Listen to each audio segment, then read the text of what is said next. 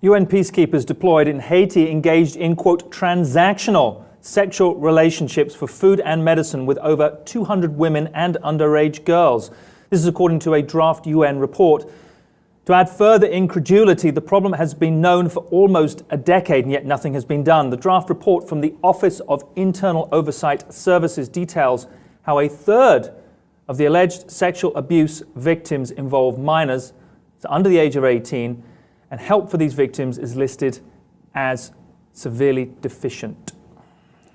So it's like the party police over there. They're coming with the goods and not really giving them in a way that the people need. What the report says is the following. For rural women, hunger, lack of shelter, baby care items, medication, and household items were frequently cited as the triggering need. And the triggering need, for the necessity, and the quid pro quo was sexual encounters, sexual favors, whatever.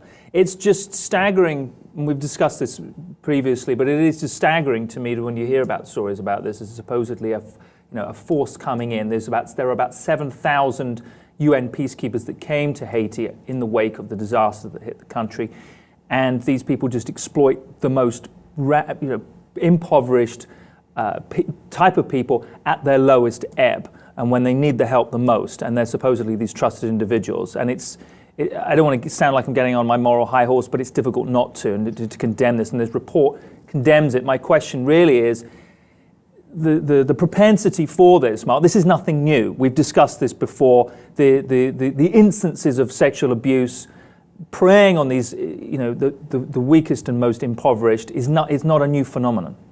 Yeah, and also when an army comes in and when it's a conflict, we know these kind of things happen when it's an occupation of sorts. But this is a UN peacekeeping force coming in to help in a most dire situation and exploiting that. Those living in the city or its vicinity had sex apparently in exchange for, quote, church shoes, cell phones, laptops, and perfume, as well as money. So, I mean, it's really bringing it down to its most basic level.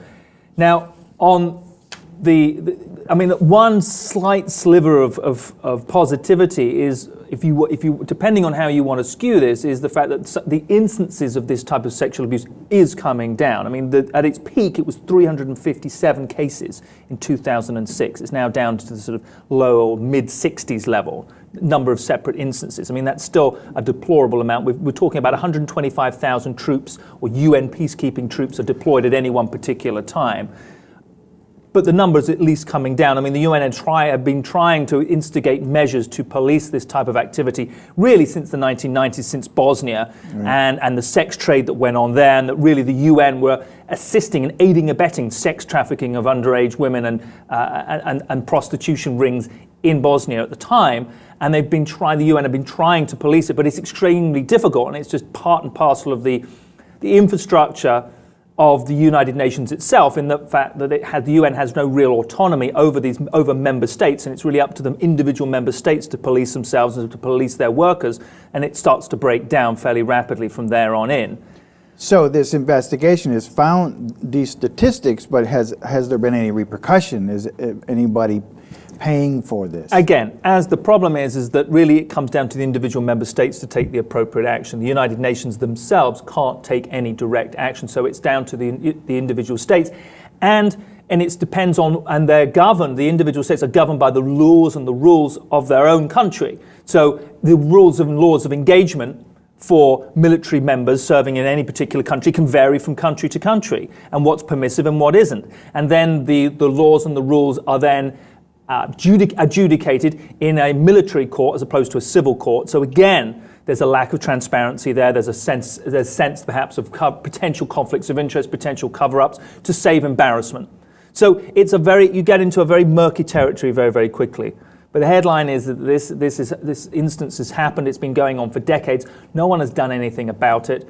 And Haiti, there was a great groundswell of support for Haiti at the time as a result of of the disaster, but unfortunately that's not really been followed through with action. The United Nations peacekeeping forces have been exploiting the people there.